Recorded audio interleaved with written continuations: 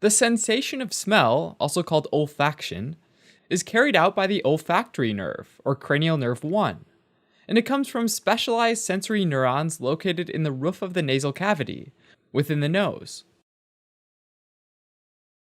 The nasal cavity is made up of three regions. The first is the nasal vestibule, which is the area just inside the nostrils.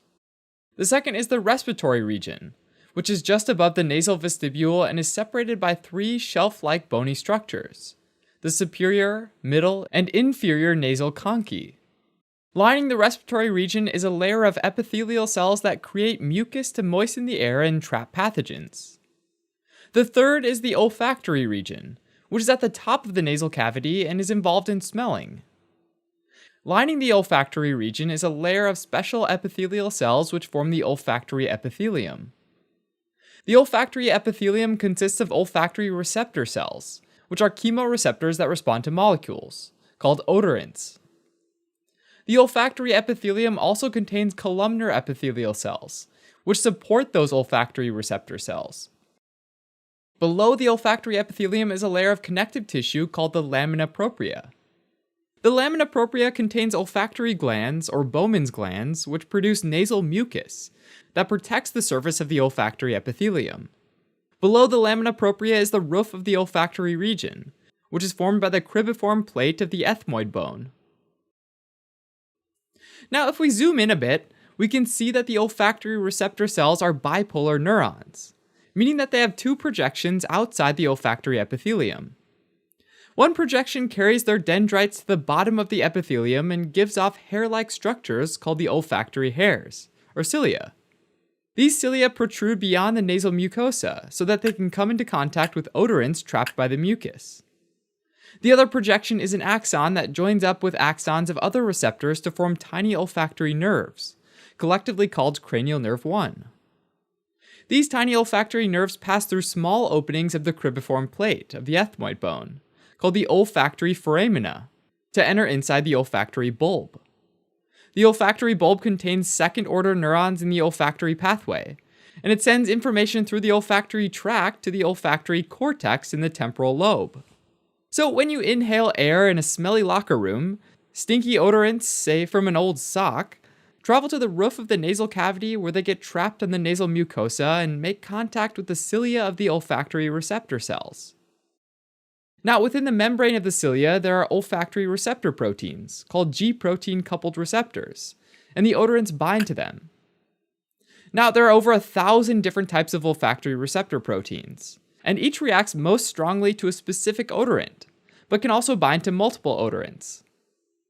And each receptor cell usually has just a single type of receptor on their cilium. For example, this receptor cell has receptors that respond strongly to stinky sock odorant, but those receptors respond weakly to other smells, like bacon or perfume. As a result, there's an incredible combination of different receptor proteins that might get activated together, strongly and weakly, which is why we can smell over 10,000 distinct odors, using only 1,000 types of odor receptors. So after an odorant binds to a receptor, signal transduction happens, meaning that it activates a G protein inside the cell called the G olfactory protein. This triggers the G-protein coupled receptor pathway, which ultimately opens up calcium and sodium channels, allowing those ions to flow into the cell. As calcium flows in, it causes calcium-activated chloride channels to open up.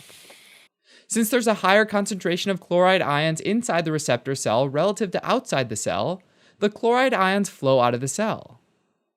The combination of positive ions coming in and negative ions going out causes the receptor cell membrane to depolarize, or become less negative. This causes the neuron to fire, and transmit the sensory information up the olfactory nerve toward the olfactory bulb.